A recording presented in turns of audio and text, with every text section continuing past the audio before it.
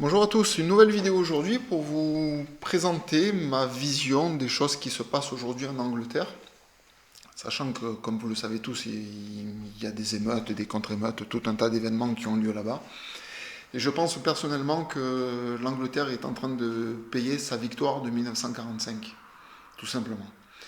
Le régime qui s'est imposé depuis ce temps-là est la conséquence directe de la société dans laquelle les Anglais vivent, dans laquelle les Français, les Allemands vivent aujourd'hui. Je vous propose un petit listing d'historique pour vous présenter des faits que je pense, si je ne vous en parle pas, vous n'aurez jamais pris connaissance. Donc je pense que ça intéressera certains. Écoutez, pour cela, je voudrais remonter en 1936 et je voudrais vous parler du duc de Windsor, le roi Édouard VIII, qui était le roi en exercice en Angleterre en 1936. Il a exercé presque un an, même pas un an. Il a été évincé parce que apparemment il a eu un adultère avec d'autres personnes que sa femme. C'était mal vu dans la royauté, donc on l'a dégagé du pouvoir. Enfin, toujours est-il qu'aujourd'hui, il y a un roi en place en Angleterre qui a exercé lui aussi de l'adultère, et lui, il est toujours en pratique. Mais bon, pour ce roi-là, il n'y a pas de souci, mais pour l'autre, il y avait des soucis. Et ce qu'il faut comprendre, c'est que ce roi-là gênait parce qu'il avait une admiration pour l'Allemagne, il avait de la sympathie pour Hitler, je vous le présente en photo, et ça ne plaisait pas à certains grands industriels, banquiers, anciens politiciens, qui ont créé un groupe de pression qui s'appelait le Focus, qui était représenté par une trentaine de personnes, donc pour citer que quelques-uns, Robert Vallée-Cohen, Chaim Weizmann, Henri Strakosch.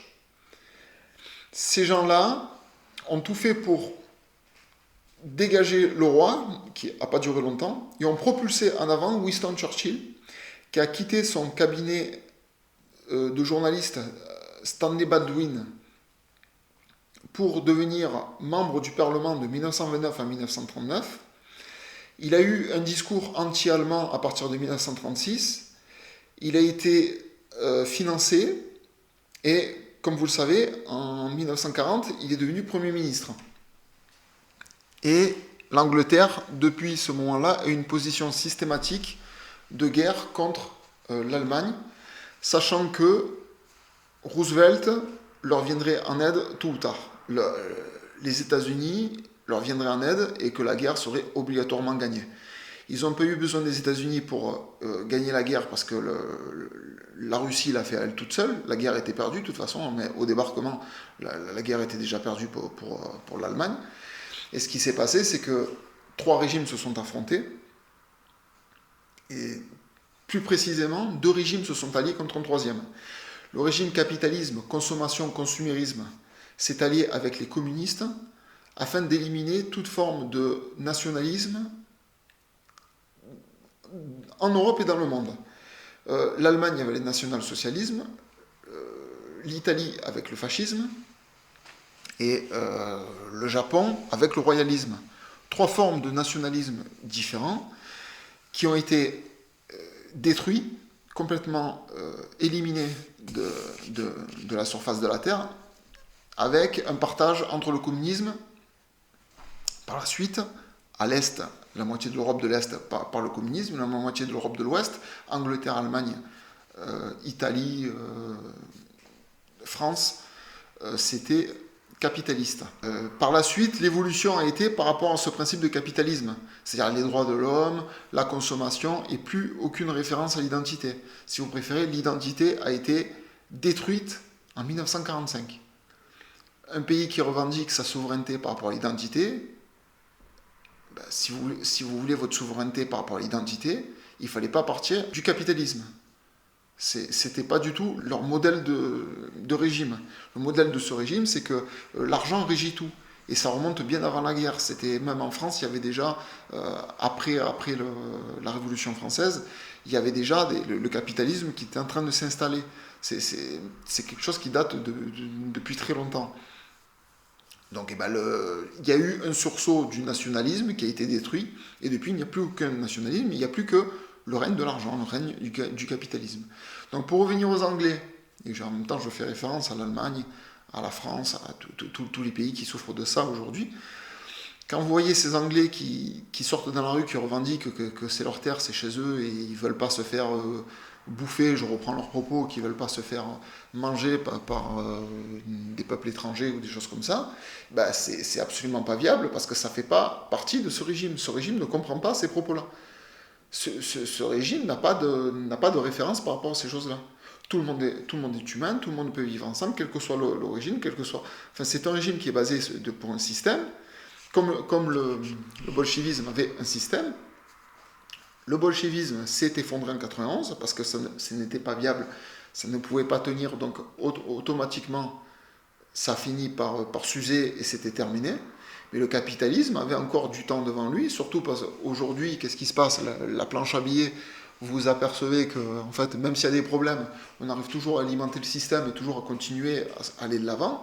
Mais en fait, c'est une fuite à l'avant parce qu'il y a des dettes colossales qui tombent sur les pays, mais ça n'apporte absolument rien. Ça ne résout pas le problème. Les problèmes continuent.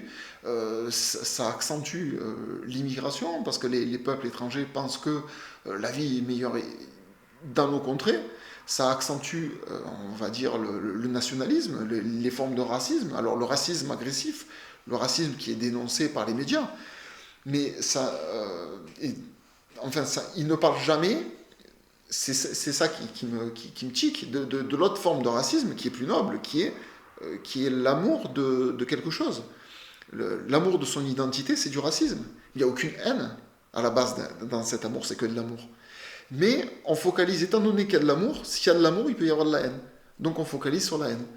Et c'est ça qui se passe à les Anglais, c'est que ils vivent une situation perdue parce que déjà l'État fait tout pour détruire le mouvement.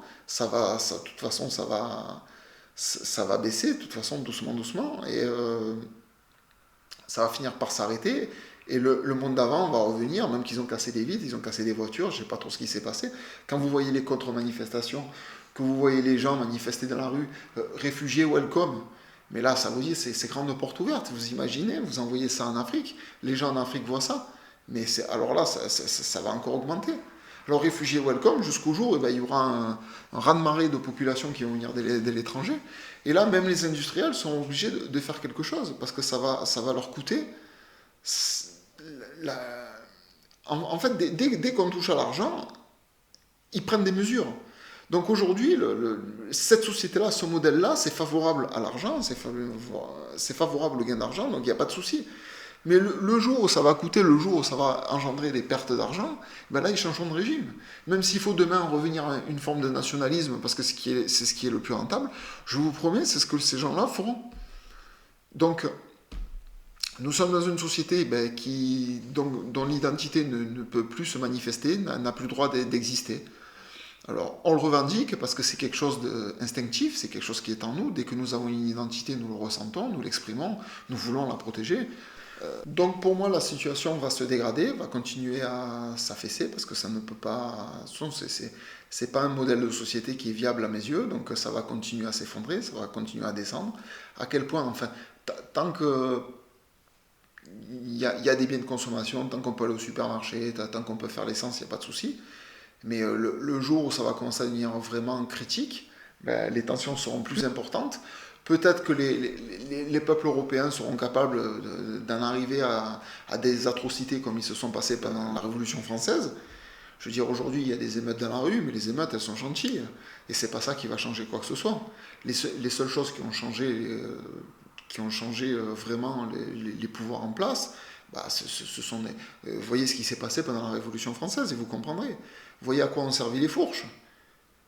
Et je vous dis, ces gens-là ont été capables de modifier le pays. Les gens d'aujourd'hui ne sont plus capables de tenir une fourche, donc ne sont pas capables de changer le pays. Vous pouvez faire ce que vous voulez, vous pouvez dire ce que vous voulez, ce système c'est mort. Ou alors il resterait encore la solution d'arrêter de consommer, de faire un blocage, un peu comme mai 68, de tout stopper. mais ça serait récupéré encore par la gauche, et ça serait, les gens sont tellement attachés à la consommation, sont tellement attachés, ceux qui ont un petit peu de capacité à vivre bien, ils veulent pas lâcher le morceau, ils joueront pas le jeu. Donc en fait, les gens aiment trop consommer, donc euh, on est coincé, on est coincé, et voilà, ça va, pour moi, ça va s'essouffler, ça va redescendre, ça va redevenir comme avant, il n'y a aucun problème là-dessus.